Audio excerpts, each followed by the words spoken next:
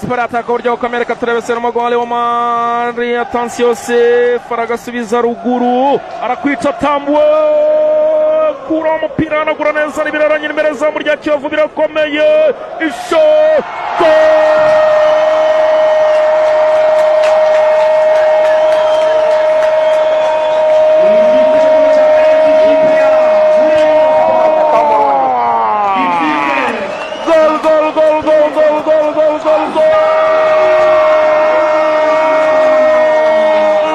Kumano Asmani Gaden ubusitani bw'abareyo. Reka tubanze tumanukane na Murera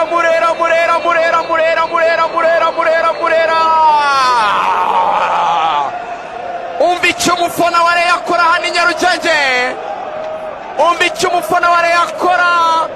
Barayo na y'amashyi yanyu twagiye y'amashyi twagiye radiyo ifite umwanya muto. Barayo twagiye, umva Barayo hano, umva Barayo, umva ababyeyi b'Abareyo n'abana b'Abareyo, umva ibisekuru bizafana Rayon, umva inkomoko y'Abareyo itazasaza muri iki gihugu, umva umwanda mwiza w'Abareyo, umva ibyishimo iyi kipe yatanze. Atansiyo imbere y'izo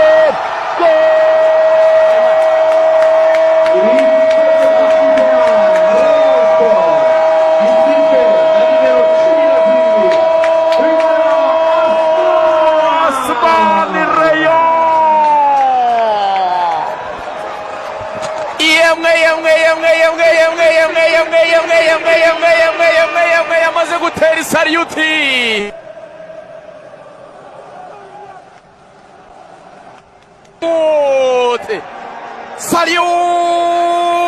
Saliyuti byabaye ryari ko yagenda idafite rutahizamu uzayiheka, ko niyo bigiye kuba Imana y'u Rwanda ubwayo iyo itashye ibaza Abanyarwanda iti hari umuntu umufite.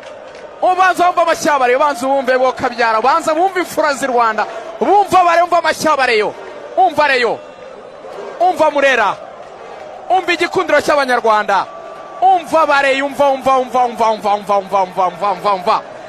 Ahise areba kabisa hari Perezida Tade, areba hari Jean Fidel, areba hari Sadati Munyakazi, areba hari uwo bita Zahabu n'abandi bayobozi batandukanye, arababwira ati saliyute.